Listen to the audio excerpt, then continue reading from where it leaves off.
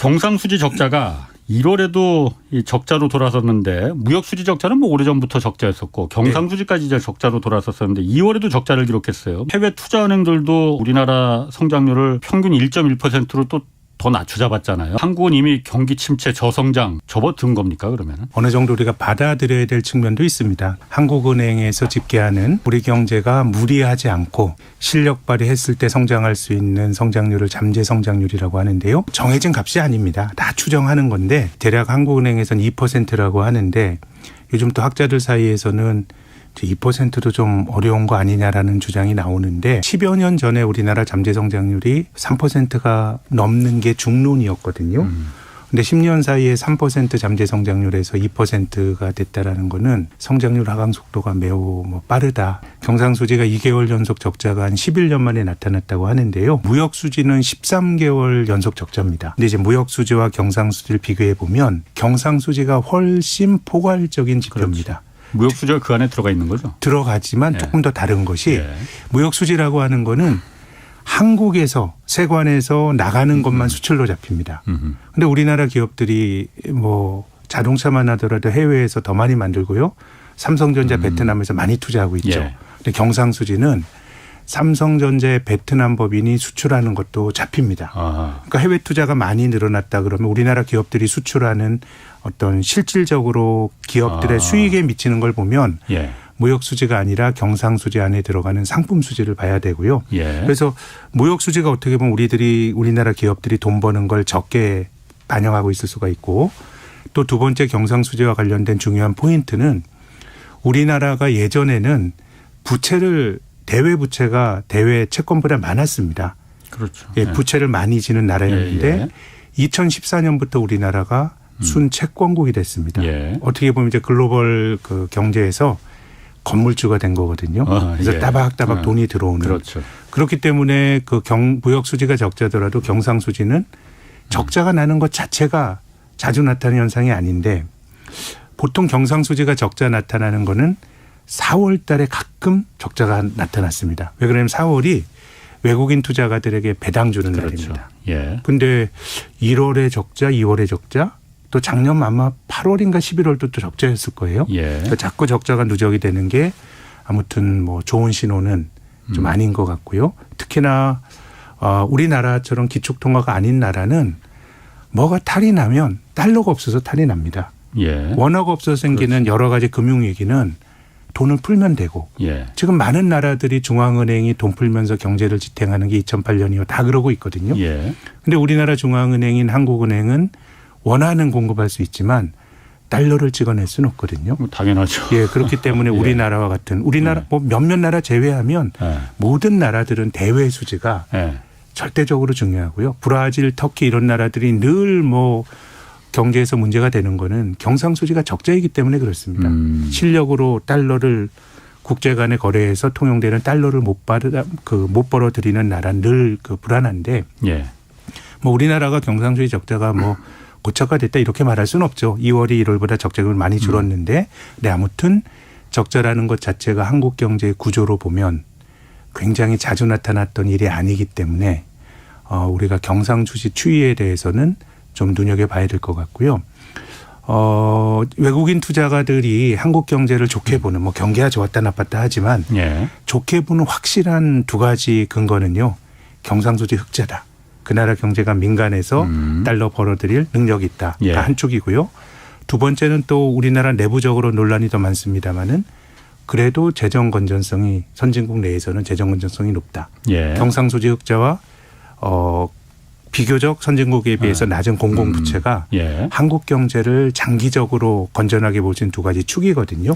그렇기 때문에 뭐 이게 뭐 경상수지 적자가 구조화됐다 이렇게 말하기는 어렵지만 이 추세는 우리가 좀 눈여겨봐야 될 포인트인 것은 분명한 것 같습니다. 그러면은 경상수지 적자가 이렇게 두 달 연속 난 걸 우려스럽게 생각하는 거는 우리나라에 지금 외환 보유고가 한 4천억 달러 넘게 지금 있어요. 뭐 그게 충분한지 안 한지는 뭐 여러 가지 의견이 있긴 있지만은 구조적으로 지금 수출이 계속 6달째 지금 줄어들고 있고 무역 수지가 어쨌든 물건을 파는 것보다는 수입해서 들어오는 게 더 많아지는 거잖아요. 달러를 그러니까 벌어들이는 것보다는 쓰는 게 더 많아졌다는 거잖아요. 네, 그렇습니다.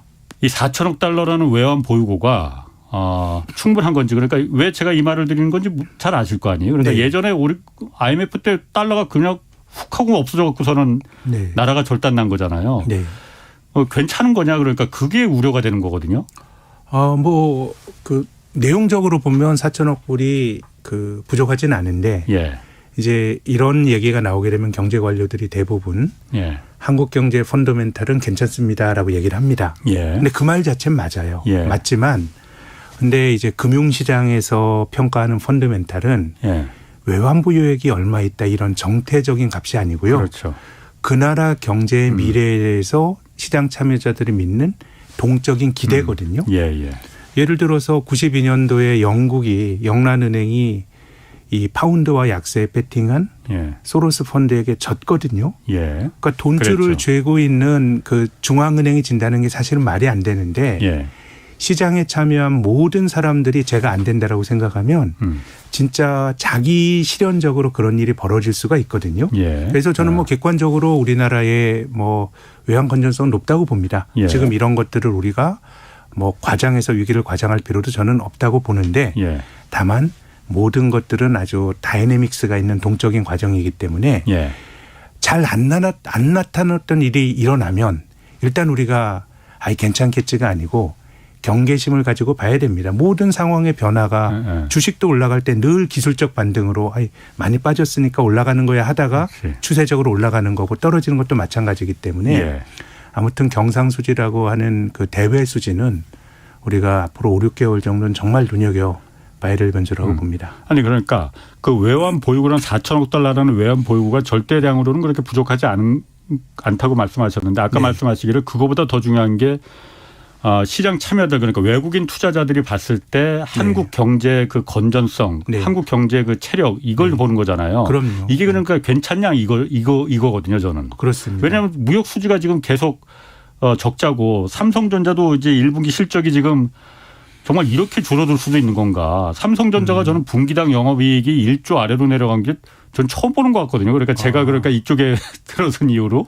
근데 뭐 반도체는 원래 비즈니스가 그런 비즈니스는 벌 때 많이 벌고 그나마 삼성전자는 반도체뿐만 아니라 가전이나 휴대폰도 하니까 흑자고 예.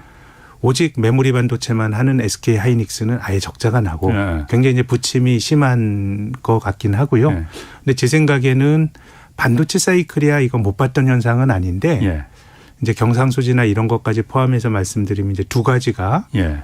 문제가 되고 첫 번째 뭐 중국입니다. 예. 우리가 뭐 중국에서 돈을 많이 벌었다는 거는 우리 경제쇼에서도 여러 번 말씀드렸는데 예. 지금 중국 경제가 어쨌든 좋아지는데 예. 3월까지는 대중 수출도 안 좋고 대중 무역 수지도 적자니까 이게 정말 구조화 되느냐가 좀 중요한 관전 포인트고요. 예. 또 반도체와 관련해서 말씀드리면 그냥 순수한 경제적인 그 순환 논리로 보면 이 비즈니스는 원래 좋았다 나빴다 하는 거니까 예. 봐왔던 모습입니다. 예. 얼추 과거의 패턴으로 보면 삼성전자가 감상까지 발표했다 그러면 업황이 이 그 비즈니스의 내재가 된 사이클로만 보면 바닥 근처일 가능성이 높고 그러니까 오늘 주가는 올랐잖아요. 예. 이 반응이 제 생각에는 나름 합리적인데 근데 지금 경제 외적인 논리들이 예를 들어서 이 반도체에 대해서 조금 말씀을 드리면 반도체는 너무너무 사람들이 업황이 좋다 그럴 때 일단 투자하는 입장에선 조심을 해야 되는 것이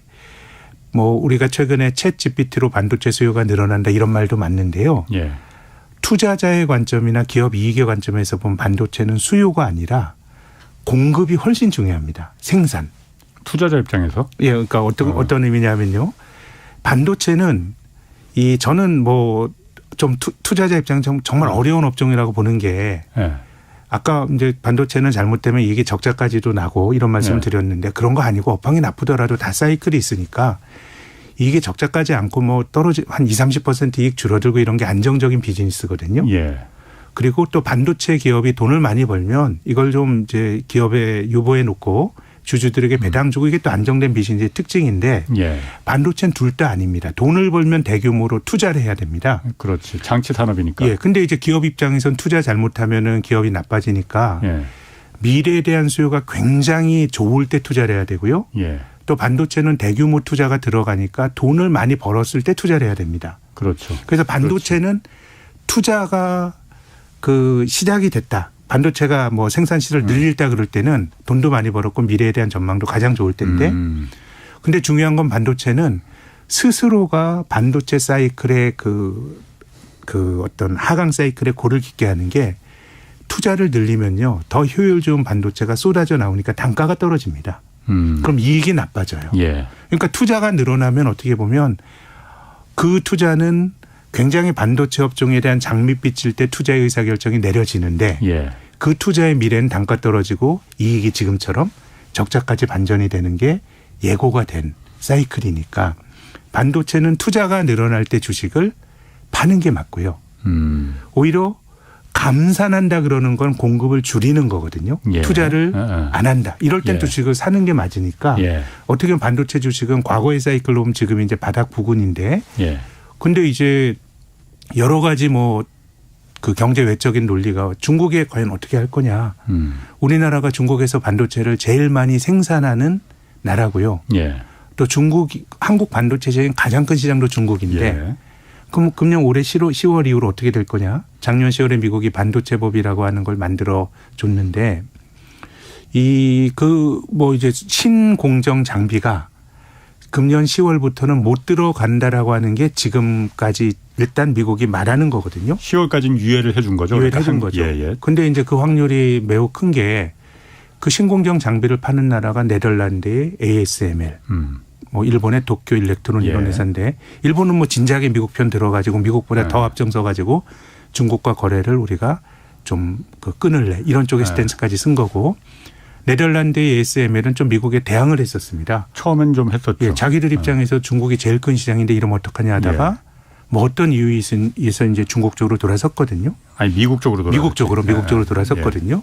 그럼 이건 뭐 우리나라 기업인들이 해결할 수 있는 게 아니고요. 우리가 미국으로부터 양보 내지는 유예를 얻어내지 않으면 굉장히 어려워지는 거거든요. 그래서 우리나라 반도체 기업이 300조 투자한다.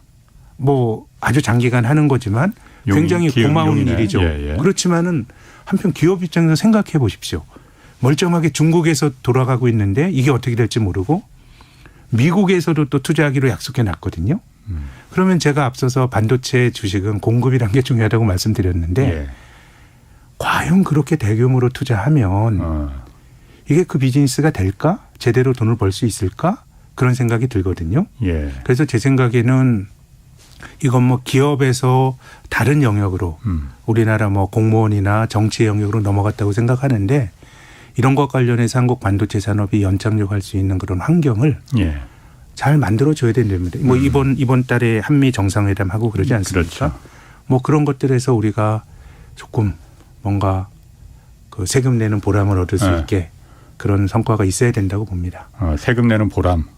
중요한 얘기 해 주셨습니다. 뭐 어쨌든 이번에 한미 정상회담에서 그 부분도 이제 IRA법하고 이제 반도체 지원법을 아마 의제로 상정이 되겠죠. 뭐 그러니까 저는 가서 뭐 그래야 된다고 봅니다. 또 이게 보면 뭐 아주 일관되지도 않아요. IRA라고 하는 인플레이션 억제 법안도 저는 그 법안 어디에 인플레 억제가 들어가 있는지 잘 모르겠어요. 그게 뭐 자국산업진흥책이고 자사주 사는 거에 대한 어떤 뭐 규제 이런 것들이 어떻게 인플레 억제와 연결이 됩니까? 이번에 그 2차 전쟁 붙인 거 아니에요, 그냥? 저는 그렇게 물론 굳이 따지면 이것이 80년대 초에 미국의 공급 경제학이라고 하는 그 레이건 행정부 공화당의 보수 우파 경제학이 있었어요. 이건 뭐냐면 70년대도 인플레이션이 되게 이슈가 됐었거든요. 그러면 물건 가격을 떨어지는 게 인플레를 잡는 거니까 가격을 떨어뜨리는 방법은 수요가 줄어들든가 금리 올리는 긴축이 그런 방법이고요. 공급을 많이 늘리면은 가격을 떨어뜨리는 요인이거든요. 그렇죠. 그래서 그때 레이건 행정부 의제는 세금도 깎아주고 규제 완화해서 민간의 어떤 자율성을 살려서 공급을 많이 늘리는 게 공급주의 경제학의 핵심인데 그 뭐 비판도 많이 받았고 그래서 IRA라고 하는 거를 뭐 굳이 그런 관점에서 해석을 하면 뭐 자국 주도의 그 산업 정책을 해서 생산성 혁신시켜서 인플레를 좀 낮추자 뭐 굳이 말하면 그렇게 해석할 수도 있지만 그건 거의 억지에 가까운 것이고요. 이번에 2차 전지 관련해서도 이 뭐 우호적인 나라, 우호적인 기업, 비우호적인 기업 뭐 이런 그 선을 긋는데 우호적인 나라는 미국과 FTA를 그렇죠. 맺은 나라인데 우리나라는 해당이 당연히 됐고요. 근데 일본은 FTA 안 했거든요. 그러니까. 근데 넣어요. 네. 그러니까 이것이 제 생각엔 ILL이라고 하는 것도 제 생각 미국인들의 고민이 담겨 있는 거겠지만 일본의 외교력일 수도 있습니다. 뭐 정립된 게 아니니까 예. 매우 그 가변적인 것 같아요. 예. 그런 거라 그러면 우리가 얻어낼 수 있는 것들은 좀 많이 얻어내야 된다고 저는 봅니다. 알겠습니다. 그 성장률도 지금 굉장히 지금 아까도 잠깐 말했지만은 주요 투자은행들이 지금 올해 1.1%까지 평균 네, 네. 뭐 일본 노무라증권 같은 경우는 마이너스로 그 성장할 거라고 이제 전망도 했고 정부에서도 그러니까 이게 지금 그 어제 그 비상경제 장관회의도 열렸잖아요. 네. 그러다 보니까 이게 사실 성장을 올리려면은 재정을 통해서도 이제 부양할 수 있겠지만은 네. 지금 뭐 사실 재정을 지금 올해 세수도 20조 원이 지금 그 덜 거치게 구멍나게 생겼다는데 재정도 네. 여력이 없으니까는 어제 추경호 부총리도 민간 투자 활성화를 통해서 민간 투자를 통해서 그 성장률을 올리겠다. 이 방향으로 지금 방향을 설정한 것 같아요. 네. 그 어떻게 보십니까 이거는? 일단 그 외국계 금융사들의 우리나라 성장률 전망치 관련해서 말씀을 드리고 싶은데요. 예. 저는 이게 뭐 성장률 전망치라는 게 민간 금융기관이 전망하는 거니까 맞을 수도 있고 틀릴 수도 있는데 네. 최근에 벌어지고 있는 이런 제가 금융시장이 온 지 한 20수년 만에 처음 보는 일입니다. 그건 뭐냐면 최근에 이제 미국의 경제 지표들도 악화가 되고 있어서 예. 미국의 성장률 전망치도 이제 하향 조정이 될 것 같긴 하지만 작년 말부터 한 뭐 2, 3주 전까지는 미국의 성장률 전망치 개선됐습니다. 그렇죠. 올렸죠. 예. 유로존 올해 역성장할 거다라고 시장에서보다 플러스 성장으로 올라갔습니다. 예. 중국도 뭐 4% 후반 성장할 걸로 봤다가 5% 성장 5% 갔습니다. 그러면 과거에 다른 나라의 성장률 전망치가 개선이 되면 한국의 성장률 전망치가 개선 안 된 적이 없었습니다. 왜냐하면 우리나라가 전 세계에서 손꼽히는 수출 경쟁력을 갖고 있는 나라고 예. 그런 우리나라의 수출 시장의 경기가 좋아진다 그러면 우리도 따라서 좋아지거든요. 근데 지금의 성장률 전망치가 맞을지 틀릴지 모르겠지만 이례적으로 우리 성장률 전망치는 계속 낮아지거든요. 그러게. 예. 작년 말에 우리나라 성장률 전망치 한 2% 정도 할 걸로 전망했는데 지금은 외국계와 국내 그 전망기관 합쳐서 한 1.4%까지 떨어졌어요. 예. 그러면 이거는 다른 나라의 성장률이 개선이 되는데 한국의 수출이 부정적이다 이건 아닐 테고요. 한국의 내수에 대한 아주 부정적인 인식이 들어가 있다고 봅니다. 내수에 대한. 네, 그럼 이제 내수를 예. GDP에서 내수를 구성하는 항목이 뭐냐 말씀을 드리면 첫 번째가 민간 소비고요. 예. 두 번째가 투자입니다. 투자는 기업의 설비 투자가 있고 건설 투자가 있고요. 예. 그리고 정부 지출. 그러니까 민간 소비, 설비 투자, 건설 투자, 정부 지출이 내수를 구성하고 있는 항목인데요. 그런데 민간 소비는 지난 한 15년 동안 민간 소비 중도로 경기가 좋았던 적이 한 번도 없습니다. 예. 만성 정체입니다. 우리나라 같은 경우에. 한국의 경우는. 예. 그거는 저는 우리나라 가계부채가 크게 보면 IMF 외환위기로 급증했고요. 예. 따지고 보면 뭐 정권의 탈 이런 걸 떠나서 외환위기 이후에 한국 경제가 회복이 빨리 된 건 부채주도 성장입니다. 예. 빚 많이 늘렸고. 근데 전 자본주의에서 부채를 늘리는 게 꼭 뭐 나쁘다라고 보지 않아요. 뭐 어려울 때 내 미래의 노동을 저당 잡혀서 지금의 어려움을 좀 극복하고 예. 또 좀 성장성이 높은데 투자를 해서 미래에 갚으면 되는데 이제 이건 이제 임계치에 갔다고 봐야죠. 예. GDP의 100%. 그러니까 지금은 그 뭔가 부채에 덫에 빠져가지고요. 뭐 빚내서 집 샀죠. 집 사서 집값 올라간다고 하더라도 그게 민간 소비에 저는 기여하지 못한다고 봐요. 왜냐하면 내가 주식과 다르게 집값은 올라간다고 치면 얼마 전에 집값 오를 때도 예. 집을 파는 순간 세금이나 이런 거 많이 내고요. 예. 또 일반적으로 주거는 좀 좋은 곳에서 나쁜 곳으로 옮기는 건 인생에서 사실은 좋은 선택은 아니니까 예. 집 한 채 가진 사람 입장 집값이 올라갔다고 이걸 팔 수가 없어요. 판다고 동일한 주거를 할 수도 없고. 예. 그러니까 이제 부채에 늪에 빠져 민간 소비는 정체입니다. 예. 투자 한번 살펴볼까요? 기업의 설비 투자는 한국 기업이 투자에 소홀히 한다. 이거 아닙니다. 전 세계에서 우리나라 기업은 왕성하게 투자하고 있습니다. 근데 이제 중요한 것은 GDP라고 하는 건 우리나라 땅에서 벌어지는 활동인데 우리나라 기업들이 중국에 투자 많이 했다. 베트남에 많이 투자했고 예. 또 이제 막 미국이 여러 가지 보조금을 주고 밸류체인을 재편하면서 한국 기업들이 미국에 투자하기로 약속한 게 100억 달러거든요. 예. 100조 원이거든요. 100조. 예. 그러니까 투자는 열심히 하고 있지만 삼성이나 현대가 투자 열심히 하고 있지만 이게 여기 있는 사람들 입장에서는 일자리가 늘어나는 효과, 기업이 투자를 늘림으로써 뭐 내수가 개선되는 효과 거의 없고요. 국내 성장에는 도움이 안 되는군요.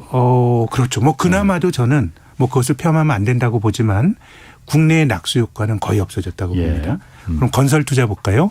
투자 중에서도 설비 투자보다 한국은 건설 투자 비중이 더 큽니다. 예. 그래서 한국을 뭐 토목공화국 이렇게 얘기를 하는데 근데 건설 투자도 이제 분당의 다리가 무너지고 이런 걸 보면 뭔가 노후화된 것에 대한 재투자가 필요하긴 하지만 그래도 우리나라는 굉장히 후발공업 국가이기 때문에 다른 나라에 비해서 건설 투자를 할 수 있는 저는 여력이 별로 없다고 보고 특히나 저는 지방자치제가 시행이 되면서 예전에는 지역 유지라 그러면 대체로 우리가 소설 같은 걸 보면 술도갓집, 그 양조장과 극장주 이런 분들이 지역 유지인데 아마 지금의 지역 유지는 지역 건설업자일 거고요. 또 뭐 이건 뭐 저의 추론입니다마는 지방의회 의원들 직업조사해 보면 건설업자가 제일 많을 것 같아요.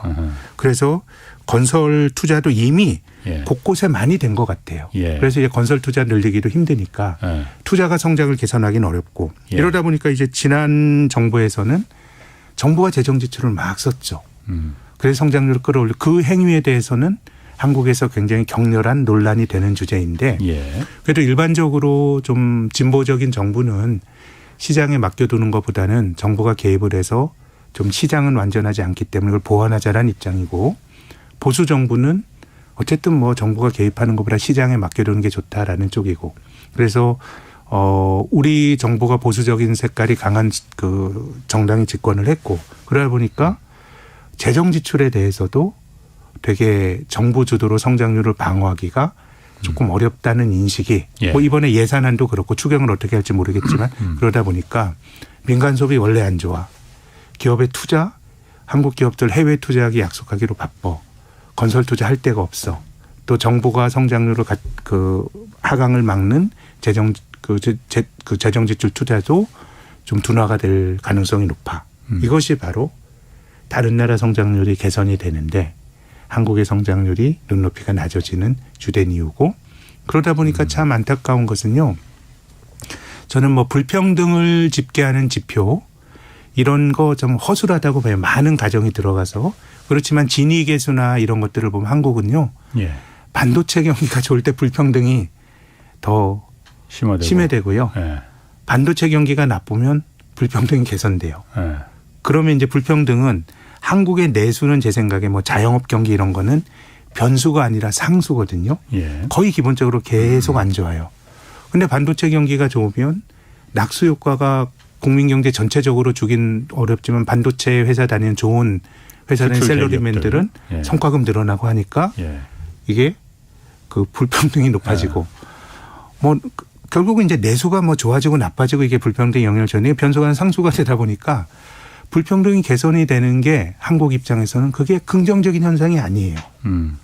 이게 뭐 소득이 올라가서 나쁜 쪽에 어려운 쪽에 소득이 올라가서 불평등이 개선되는 게 아니고 잘 벌던 쪽이 못 벌면서 불평등이 완화가 되는 굉장히 아이러니한 현상이 지표상으로 나타나고 있거든요. 그러니까 그게 뭐 얼마 전에 그 책에도 좋은 불평등이라는 책도 있었지만은 말씀하신 대로 수출이 잘 되면은 그 수출 대기업에 있는 일부 그 정규직 직원들만 소득이 올라가니 오히려 불평등이 늘어나더라. 사실 그런데 그 부분이 그걸 뭐 탓할 수는 없습니다. 그 부분을 그 견제하고 그 부분에 대해서 소득 분배를 갖다가 조정하는 게 세금을 통해서 조정을 하는 게 국가의 역할이잖아요. 저는 뭐 그런 문제의식도 한번 우리 고민해 볼 만하다고 생각이 되고요. 저는 오히려 좀 고민을 해야 될 거는 불평등은 늘 상수인 이 내수라는 게 그러니까 삼성전자 주가가 지금은 어렵지만 얼마 전에 뭐 10만 전자 가네만에 논란이 있었거든요. 그럼 삼성전자 주가가 10만 원 가는 것과 자영업자 경기는 상관이 없어요. 그러니까 어려운 건 계속 어려운 쪽이고 주가 지수는 그나마 대기업들이 잘 때 올라가고 하는 거다 보니까 그래서 저는 주가 지수가 국민 경제의 그림자다. 예. 이런 것도 저는 이제는 아닌 것 같아요. 그런데 서로 다른 리그에서 예, 게임이 벌어지고 있다고 저는 봅니다. 뭐 불평등이 늘어난다 하더라도 지금 수출이 워낙 뭐 그 안 되고 그러니 네. 그래서 추경호 경제부총리도 어제 그 비상경제장관회의에서 그 얘기도 했어요. 이게 지금 수출이 매우 안 되는 게 중국 리오프닝 효과가 아직 본격화되지 않았다 이거. 네, 네. 그래서 중국 리오프닝에 거는 기대가 크다. 그러니까 상저하고 네. 상반기에는 우리가 어렵지만은 네. 하반기에는 좋아질 것이다. 네. 그 이제 그 수출 중국 리오프닝 본격화되면은 네. 반도체도 이제 많이 팔릴 거고 반도체 가격도 올라갈 거고 중국 수출도 많이 늘어날 거다. 아 근데 중국 리오프닝이 네. 리오프닝 한지 지금 한참 됐는데 그게 지금 안 되는데 앞으로는 될까? 그 생각은 좀 드는데. 걱정이 되긴 하지만 예. 그래도 뭐 저는 그런 관측 자체가 예. 아주 뭐 낙관론 일색의 관측은 아니라고 보는 것이 예. 미국 같은 경우는 부분적으로 경제 봉쇄를 했다. 중국과 같은 전면적인 봉쇄는 아니었지만 예. 효과가 바로 뭔가 정책을 풀었을 때 바로 나타났던 거는 예. 가계의 정부가 직접적으로 현금을 줬거든요. 예. 그러니까 뭔가 계기가 생기면 바로 쓸 수 있었는데 예. 중국은 그런 식의 그 보조금 지급 직접적인 현금을 주는 보조금 지급 정책을 안 했기 때문에 예. 미국보다는 좀 시차를 두고 예. 효과가 나타날 가능성은 있기 때문에 좀 지켜보자라고 하는 주장은 뭐 할 수는 있다고 보는데 예. 근데 이제 아까 말씀드린 것처럼 경제 논리는 그렇지만 중국과 미국 사회에 있는 여러 가지 좀 이런 것들은 실제로 리오프닝이 된다고 하더라도 한국 기업들이 굉장히 어려워질 수 있는 거니까 거기에 대한 불확실성을 좀 없애주는 게 제 생각에 우리나라 정책의 역할이라고 봅니다. 거기에 대한 불확실성이라는 게 뭐 정치적인 리스크를 말하는 겁니까? 그러면 이를테면 반도체 같은 경우도 10월부터 신공정이 안 들어간다 그러면 예. 중국 경기가 좋아지는 것과 상관없이 예. 그 설비는 굉장히 어려워질 수가 그렇죠. 있거든요. 예. 그렇기 때문에 제 생각엔 뭐 그런 민간이 부분을 정치가 돌아가는 해결해야 거야. 된다 이거죠. 예, 그러니까 저는 정부가. 지금은 이제 그런 쪽의 역할이 좀 커진 것 같습니다. 그러니까 이번에 한미 정상회담이 그런 면에서 굉장히 중요한 것 같아요. 사실 뭐 구군이 달린 거 아닌가라는 생각도 좀 듭니다. 그래서 뭐 블랙핑크니 뭐 레이디 가가 이런 거에 지금 언론들도 그런 거에 지금 막 천착하고 집착하고 그런 거 말고 정말 좀 크게 좀 봤으면 좋겠어요. 이게 얼마나 중요한 우리 운명이 달린 일인 건지라는 부분을 좀 봤으면 좋겠고. 자, 미국 그 경기 침체가 본격적으로 시작되는 거 아니냐. 그 이유가 고용이 좀 줄어들기 시작했어요. 네. 고용이 뭐 예상보다도 줄어들었다 일자리가. 네.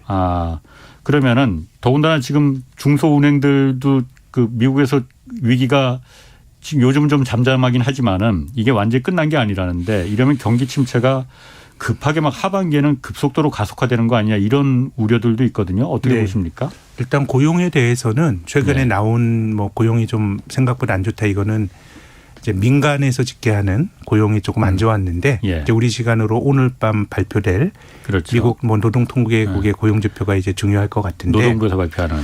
근데 한 2, 3주 동안에 예. 미국 경제 지표가 뭐 아주 급속도로 나빠지네요. 지금까지 이제 미국이 그 경제가 연착륙을 하냐 경착륙을 하는데 노랜딩 했는데 예. 지금은 지표가 뭐 예를 들면 경기의 대표적인 선행 지표인 ISM 제조업 지수 이런 것도 지표들이 뭐 뚝뚝 떨어지고 있어가지고요. 예. 이제 경기 둔화가 오기는 오는 것 같고 특히 미국에서 벌어지고 있는 일련의 신용 경색. 예. 확실히 이제 그 자금 시장 상황도 매우 타이트하거든요. 예. 그런 거라면 이게 또 금융이 실물에 부정적인 영향을 줄 수 있는 포인트들이기 때문에 예. 이제는 뭐 경기 하강의 강도가 어떻게 될 거냐 이걸 뭐 지금 예단할 수는 없고요. 다만 노랜딩은 확실히 아니다.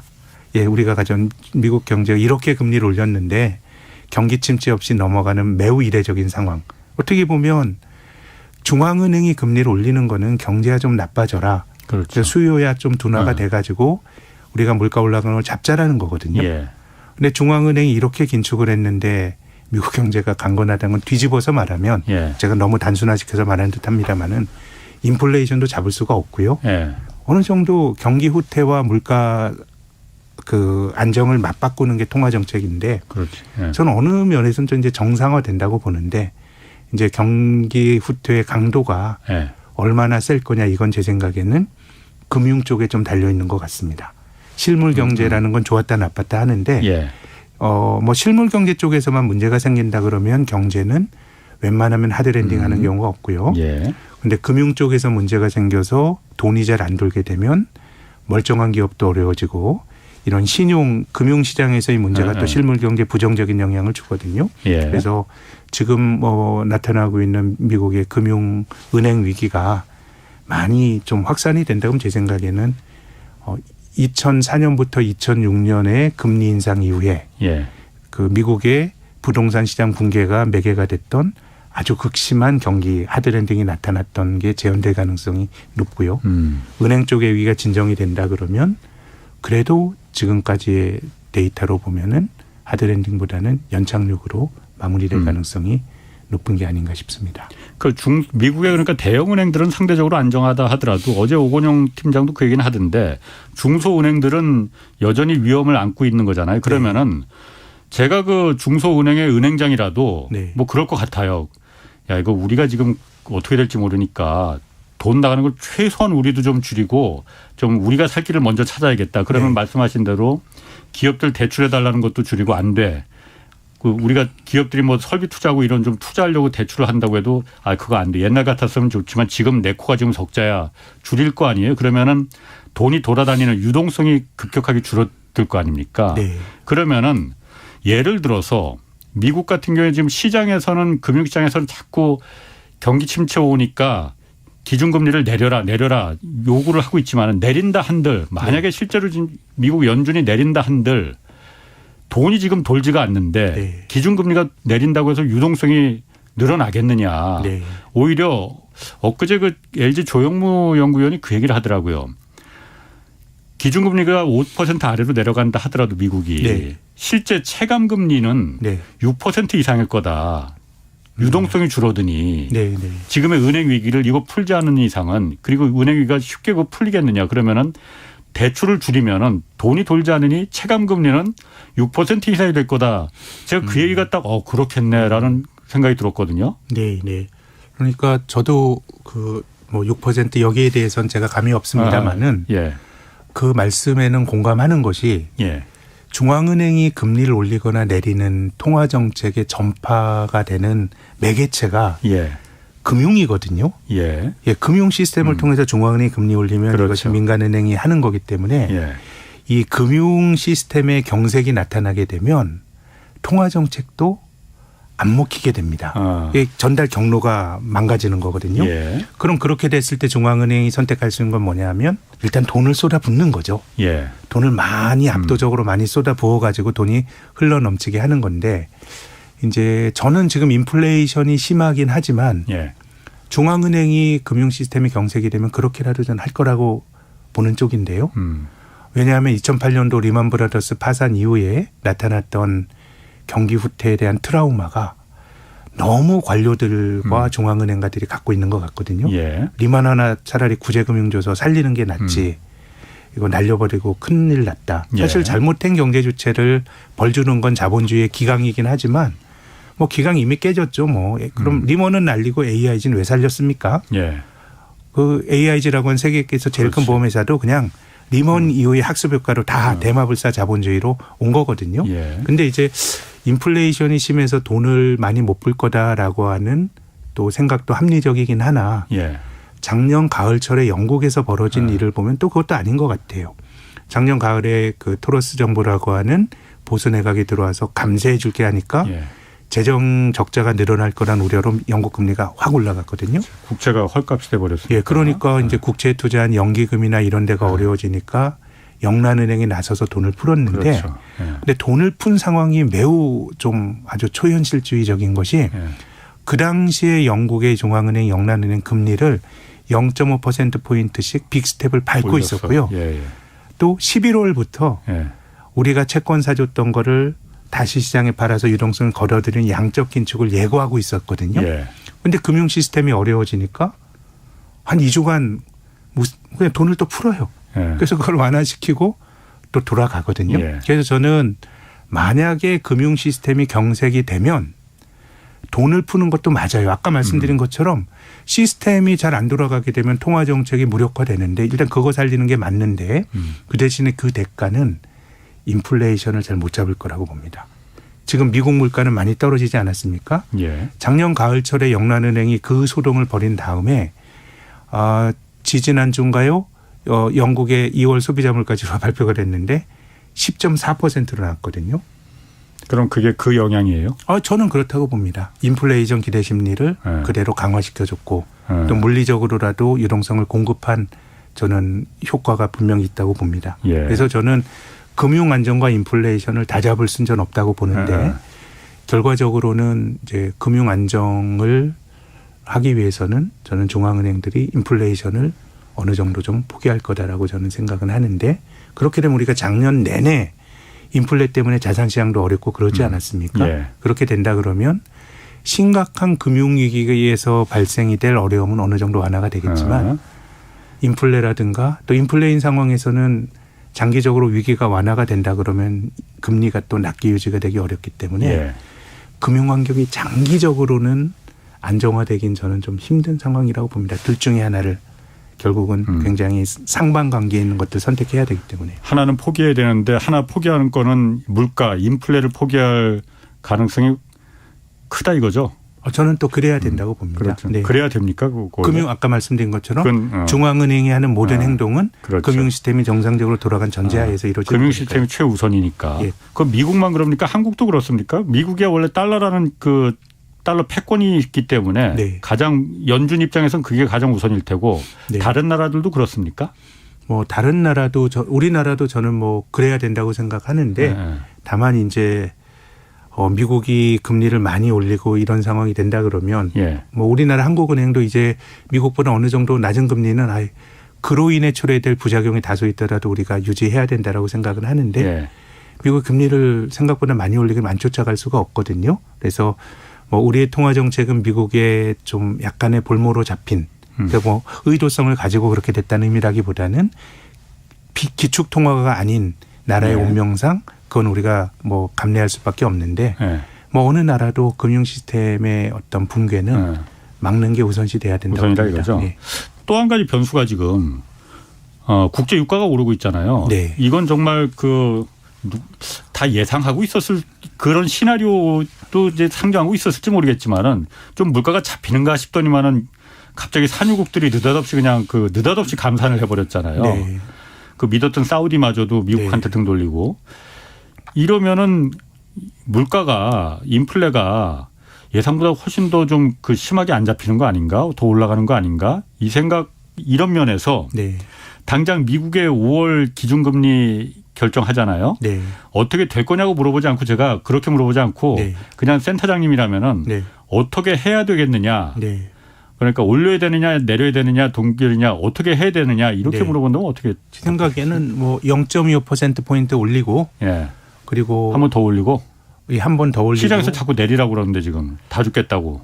그거는 제 생각에는 예. 조금 더 심각한 은행 위기의 그 징조가 더 있어야 될 것 같아요. 한편은 뭐 시장의 욕심이죠. 시장은 어쨌든 뭐 금리가 떨어진다라고 한 자산 시장에 참여한 사람 너무 좋은 것이고 예. 뭐 채권 투자한 사람들도 금리 떨어지면 채권 가격이 올라가서 좋은 건데 그래서 저는 어떤 면에서 보면 중앙은행이 시장과 소통해야 되는 것도 맞고요. 민간과. 예. 근데 한편으로는 실은 중앙은행이 의사결정권자고 예. 그 시장이라고 하는 게 사실은 소수의 금융 트레이더거든요. 그러니까 소수라고 함은 그 나라 경제에서 차지하는 비중이 낮아서가 아니고 국민 경제 전체적으로 보면 금융에 종사하는 사람은 소수예요. 그러면은 저는 한편으로 드는 생각이 시장의 애널리스트들이 중앙은행가들의 의중을 잘 캐치해서 전망하는 게 맞지. 중앙은행가들의 어떤 의사결정을 극히 일부인 시장과 소통하지 못했다고 막 비판을 받는 경우가 많은데, 좀 그건 좀 전후 관계가 바뀌었다고 보는 쪽이고요. 그런데 네. 소수의 시장 관계자라 하더라도 네. 은행 시스템이라는 인지를 지금 잡고 있잖아요. 네, 네. 그러니까 어제 오건영 팀장이 그 비유를 들었는데 과거에 그 물가라는 인지를 이거 잡았다가 이거 별로 안 먹히니까 그거 버리고 은행을 인질로 잡으니까는 연방준비제도가 정말로 이거 고개를 갸웃갸웃 이거 그럼요. 그거잖아요. 또 소수의 시장 관계자라 하더라도 그 정도 큰 지금 인질을 잡고 있으니. 제가 말씀드린 거는 이제 약간의 뭐 트레이더들을 소수라고 말씀드리고 싶고요. 보다 정확히는 은행 시스템은 뭐 신경 쓰는 게 맞고 또 은행 시스템이 경색이 되면 그 자체가 금리 인상의 효과도 갖는 겁니다. 돈이 잘 안 돌게 되면 긴축을 좀 압박하는 효과가 있기 때문에. 체감 기준금리라는 걸 아까 말한 것도 그런 얘기고. 그런 게 있기 때문에 그렇기 때문에 이제 제가 말씀드린 건 이제 금리를 떨어뜨렸을 때 이해관계를 갖는 자산시장 참여자들은 조금 이제 소수인 거고 금융시스템은 뭐 지켜내야죠. 그러면은 미국은 그럼 0.25%포인트 정도 올리는 게 센터장이면 올리겠다. 센터장이 연방준비제도 의장이라면은 이제 그렇게 말씀하셨으면은 한국은행장이라면은 한국은행이라면은 우리나라 이제 다음 주 11일 날 기준금리 우리도 결정하잖아요. 미국보다 먼저. 우리나라는 어떻게 결정해야 됩니까? 저는 뭐 동결하는 게 합당하다고 봅니다. 앞서서 제가 그 한국의 내수에 대해서 말씀을 드렸는데요. 중앙은행의 금리 결정은 기본적으로 내수, 우리 땅에서 경제활동에 영향을 주는 거거든요. 그래서 이 모든 경제적인 선택이 모든 걸 다 만족시키고 모든 만족스러운 결과를 가져올 수 없어요. 근데 미국이 금리 올리는데 한국이 동결하는데 금리차가 더 벌어진다 그러면 뭐 이제 외자 유출이나 어떤 환율의 불안 이런 걸 감내해야 되는데 그거를 감내하더라도 저는 내수 위축을 어느 정도 완화시키는 게 중요하다고 생각이 되고 또 한편으로는 우리의 원달러 환율이 1,200원까지 갔던 게 2월 초거든, 금년 초거든요. 1,450원 하다가 그때도 대내외 금리 차는 또 벌어지고 있었습니다. 근데 원달러 환율이 떨어진 거는 한국과 미국의 금리 차를 본 게 아니고 그냥 미국의 통화 정책을 본 거죠. 미국의 금리 인상이 멈춰질 거다라고 생각을 하면 이제 원화 가치는 안정이 되는 거고 원화가 가진 신뢰도와 달러가 가진 신뢰도가 같지 않습니다. 우리 원화를 비하는 게 아니라 기축통화 달러의 권위가 훨씬 크니까 환율도 이 두 나라 사이의 그 이자율 격차가 의미가 없다 이렇게 말할 수는 없지만 이 나라가 금리를 계속 올릴 거냐 말 거냐에 대한 의사결정이 환율에 더 본질적인 영향을 주기 때문에 일단은 뭐 이제 미국이 5월 초에 한번 0.5% 올리고 그다음은 좀 동결할 거다라고 하는 게 금융시장에서 많은 사람이 갖고 있는 기대치이니 한국은행은 뭐 동결을 하고 미국 금리 결정을 또 지켜봐야 된다고 봅니다. 자, 이것도 좀 물어볼게요. 그러면 우리나라 기준금리는 그래서 3.5%에서 그냥 계속 동결을 한다 치더라도 지금 사실 시중 은행들의 일반 그 뭐 국민은행, 신한은행 뭐 이런 은행들의 뭐 예금 금리도 그렇고 대출 금리도 그렇고 기준금리 아래로 물론 하단이긴 하지만 지금 기준금리 아래로 내려가 있잖아요.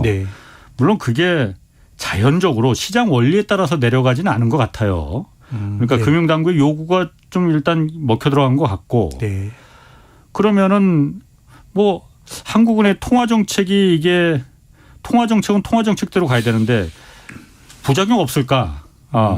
제가 뭐 여러분께 좀 묻고 있습니다. 이게 잘 모르니까. 그래서 여러분들의 의견을 좀 한번 좀 종합해 보고 싶은데 어떻습니까? 그래서 뭐 이제 중앙은행의 통화 정책이 시장의 힘이 강해지면서 무력화된다 이런 것들은 중앙은행가들이 자조적으로 얘기를 많이 하는데 이걸 뭐 시장 입장에서 보면 이제 미래에 대한 기대치, 이제 뭐 그 금융 시스템도 안 좋고 미국도 금리 올리기 어렵고 미국 경제도 나빠질 가능성이 높고. 그럼 이제 금리를 낮출 수 있다는 기대 이렇게 기대가 반영이 된 거거든요. 그래서 이제 제가 드리고 싶은 말씀은 중앙은행이 그런 상황이 와서 금리를 낮추더라도 역으로 시장 금리는 더 많이 안 떨어질 수 있습니다. 지금 미국이나 한국이나 시장에서 형성이 된 금리는 중앙은행의 상당 부분의 완화까지도 반영하고 있는 수준인 것 같거든요.